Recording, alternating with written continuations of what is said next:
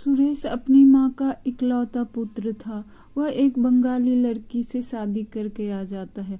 उसकी माँ को थोड़ी देर के लिए तो गुस्सा भी आता है, पर बेटे की खुशी जानकर वह खुश हो जाती है और अपनी बहू को स्वीकार कर लेती है।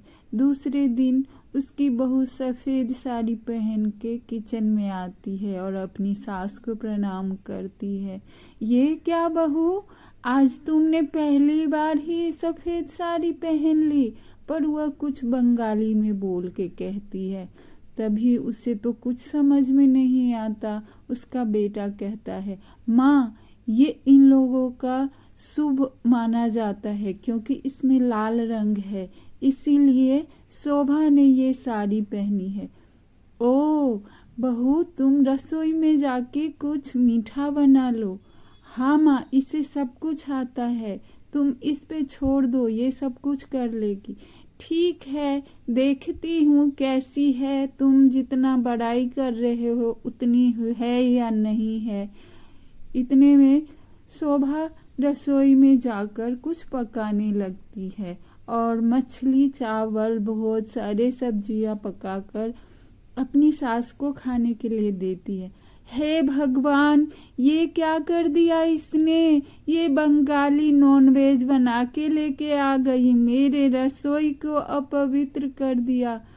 और शोभा सारा खाना उठा के बाहर फेंकने चली जाती है।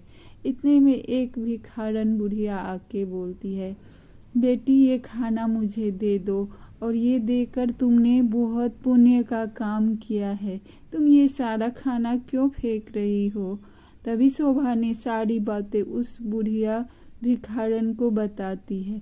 वह बुढ़िया एक थाली निकाल कर शोभा को दी और बोली, तुम जो भी पकवान चाहोगी इस थाली में आ जाएगा।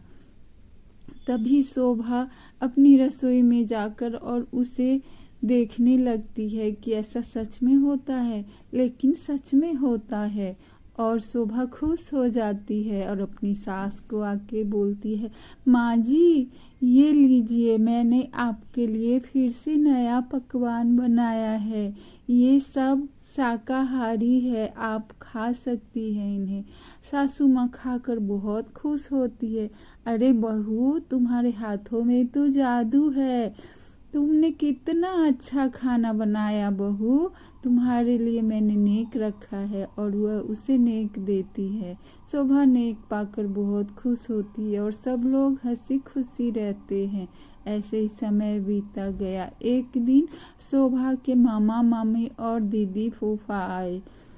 शोभा रसोई में गई और उसी मैजिक थाली को बोला कि हे थाली, मुझे आज बहुत ज़्यादा नए नए पकवान दे दो, जिससे मेहमान खाकर खुश हो जाए। सब लोग शोभा के बनाए हुए खाना खाकर बहुत खुश होते हैं और खुशी खुशी शोभा के घर से चले जाते हैं। शोभा थाली पाकर बहुत खुश थी। एक दिन उसके सास ने देख लिया और कहा, ये क्या बहू, तुम ये मैजिक वाली थाली से खाना पका के हम लोगों को खिलाती हूँ। क्या करूँ माँ जी, मुझे तो खाना बनाना आता ही नहीं, वो भी शाकाहारी। चलो मैं सिखाती हूँ तुम्हें, मुझे आता है खाना बनाना, और आज से तुम खुद से पकाया हुआ ही खाना परोसोगी। ऐसा कहकर उसकी सास शोभा को खाना पकाना सिखाने लगी। थोड़े दिन में शोभा खूब अच्छी तरह से खाना पकाना सीख गई और अपने सास और पति को अपना बनाया हुआ खाना खिलाने लगी। अब सब लोग शोभा के कामकाज और रसोई के पकवान से सब लोग बहुत खुश थे। धन्यवाद।